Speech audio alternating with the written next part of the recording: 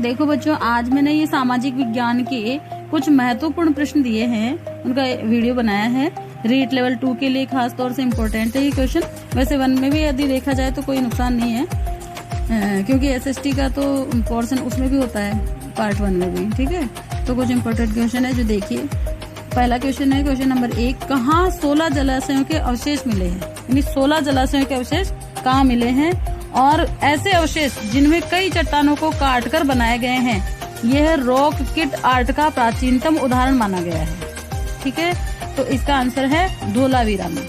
धोलावीरा में मिला है 16 जलाशयों का अवशेष। ठीक है, क्वेश्चन नंबर 2, सत्याग्रह के 3 प्रमुख स्वरूप कौन कौन से हैं? तो सत्याग्रह के 3 प्रमुख स्वरूप बताए गए हैं, असहयोग, सविनय अवज्ञा और बहिष्कार। ये 3 प्रमुख स्वरूप बताए गए हैं सत्याग्रह के। क्वेश्चन नंबर 3, प्राचीन भारत में सिंचाई कर को कहते थे। प्राचीन भारत में जो हर चीज पे जैसे टैक्स लगाए जाते थे ना, कर लगाए जाते थे, तो सिंचाई पे जो कर लगाया जाता था उसको विदग भागम कहा जाता था। क्या कहते थे? सिंचाई पे जो कर लगाया जाता था उस कर को विदग भागम कहा जाता था।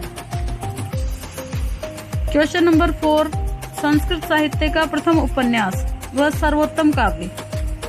संस्कृत साहित्य का पहला उपन्यास और सबसे श्रेष्ठ, सबसे उत्तम काव्य बताया गया है कादम्बरी को। कादम्बरी जो बाणभट्ट का लिखा हुआ है ना? इसके रचनाकार है बाणभट्ट।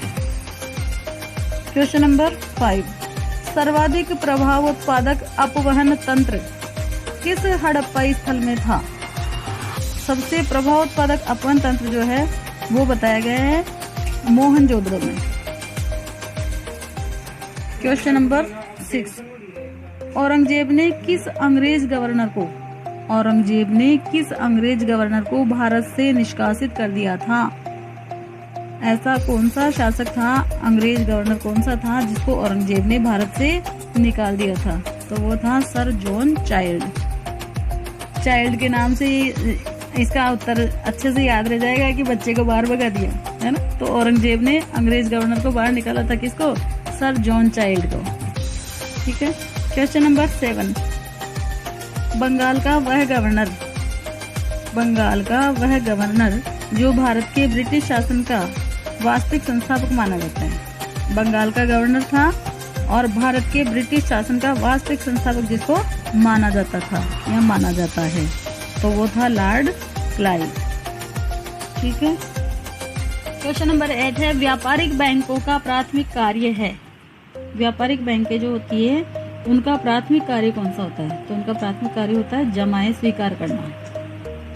ठीक है, क्वेश्चन नंबर 9, क्षतिपूर्ति का सिद्धांत लागू नहीं होता है। क्षतिपूर्ति का सिद्धांत लागू नहीं होता है, तो ये जीवन बीमा में लागू नहीं होता है। ठीक है, क्वेश्चन नंबर 10, सन 1923 ईस्वी में नागपुर में कौन सा सत्याग्रह हुआ था? तो 1923 में नागपुर में हुआ था ध्वजा सत्याग्रह। ठीक है स्टूडेंट, तो आज हमने केवल ये 10 ही क्वेश्चन दिए हैं इसके अंदर। फिर नेक्स्ट वीडियो बनाएंगे, उसमें और महत्वपूर्ण क्वेश्चन होंगे, तो देखते रहिए, फायदा उठाते रहिए। Thank you so much.